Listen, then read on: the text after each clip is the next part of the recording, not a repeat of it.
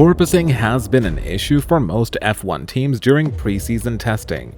There are three main phases that may repeat in cycles if the system is not damped. The first phase, which precedes porpoising, is when the aero-load is generated by the bottom, underbody, and by the wings, in particular the front one.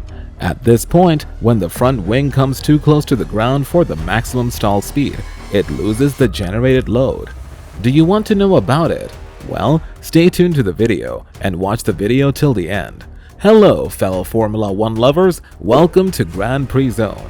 Hit the subscribe button and turn on the notifications to join us as we deep dive into the Formula 1 drivers, teams, and cars.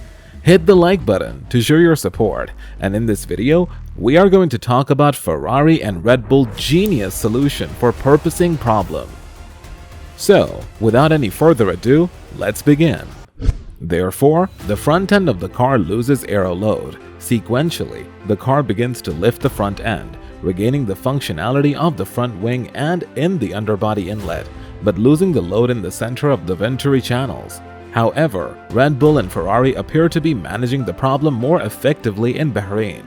Red Bull wisely introduced a major upgrade on the very last day of testing in Bahrain, with huge changes to the RB18 side pods and floor. The new floor was aimed at reducing the amount of porpoising. On that floor, two notches were perpendicular to the side edge of the floor. In between, an S-shaped part of the floor is used, which should make the side skirts more effective. These side skirts, which are created by a vortex of air, close off the floor to the rear. This reduces the pressure difference under the car, which normally plays into the hands of porpoising. The teams can bring upgrades to help eradicate this, but they need to be sure that anything new they do bring to the car will work, as they are working on a $140 million budget this season, down by $5 million from last season. The German publication also indicated that some teams believe that Adrian Newey's design was not specifically aimed at solving the bouncing problem, but they formed their way out of it anyway. One of the biggest changes on the 2022 F1 cars has been the switch from overbody downforce to a ground effect philosophy. This approach means that downforce is predominantly generated by airflow under the car, sucking it down to the ground. However, a side effect of the philosophy is that, at high speeds, the air flowing underneath the car can stall. This is caused by there simply not being enough space for the air to flow cleanly through the space between the ground and the floor of the car. On the Ferrari, the porpoising is clearly only being triggered at speeds beyond which the fastest corners are taken. Even the high-speed porpoising at the end of the straights could be eliminated, but it would mean less downforce available for the corners and braking. Asked during an interview with F1 TV whether the porpoising had been down to having more fuel in the car while long-term sims were being carried out in FP2, Leclerc said, "I don't think it's fuel-related. I think it's more track-dependent. In Bahrain, we had it a little bit. In Jeddah, a little bit less, and now it's a bit more. So, it's not so pleasant. But we are working on that. For now, it is not too much of a limitation lap time-wise. It's just for the comfort on the straight, it's not so comfortable. But I am not here to have a car that is comfortable. I'm here to have a fast car, and for now, it's looking good." Red Bull's car is at least 10 kilograms heavier than the minimum weight required as per the regulations. That means just the weight of the car could be costing Red Bull nearly 2 million Great Britain pounds at a time when there's a cost cap in place. This cost would be incurred for the solution of the excess weight. Any changes to the current design of the RB18 will affect the downforce of the car, which might hamper the team's chances of competing with Ferrari.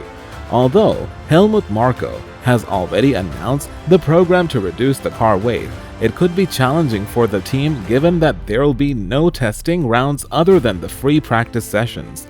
Milton Keynes' team's current solution to porpoising also gives them an advantage over the straights. Ferrari's return to the top of F1 is not exclusively attributable to the discovery of a top power unit, but also to work on the interpretation of the regulations that are giving the hoped-for advantages.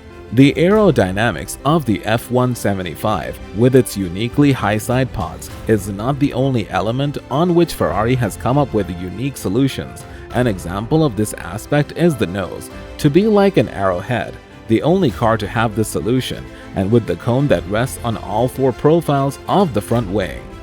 In reality, the impact structure found inside the nose shell is shorter and only touches 3 of the 4 wing profiles. It's a smart choice that could open up other development options for Ferrari by allowing them to shorten the nose if they want to opt for a solution similar to what Red Bull and McLaren are running, with a nose that stops before the main plane and that leaves the gap between the wing elements free in front of the central area. That knife-shaped profile is reinforced with some metal clips that are often seen on the front wings as well. Jumping from element to element, these clips are needed to counteract deformation at high speed. As this can weaken the effect, the profile ends in an area where there used to be a sort of finger to regulate the airflow in front of the rear wheels. Red Bull is running only at a fraction of its potential, and it has an underlying porpoising issue that, when fixed, is going to unleash big lap time gains. Big lap time gains as bigger wings become feasible. Or it may be that it's already in its sweet spot and it runs smaller wings simply because it has a better underfloor performance than anyone else, and that its optimum lift/drag ratio is achieved without needing many wings. The prospect of a potentially much faster Red Bull is surely a scary prospect for Mercedes. According to Greek motorsport journalist Dimitris Bezas, the Milton Keynes-based team has engineered a new rear suspension that can adapt to conditions after hitting 250 km per hour and cuts out the bouncing caused by porpoising. Bezos also went on to suggest that reigning world champion Max Verstappen will be the first Red Bull to debut the new technology at the 2022 F1 Bahrain GP. The length of the gearbox causing is a reflection of how a team chooses to package the mechanical components of its car. If we look at the Mercedes, Williams, and Aston, we can see that the side pods and floor intake begins further back on the other cars.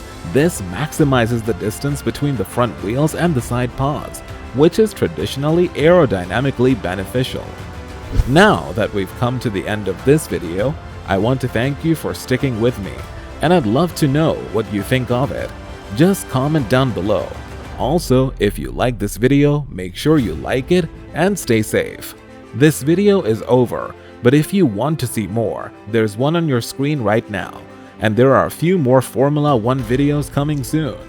I'll see you in the next video.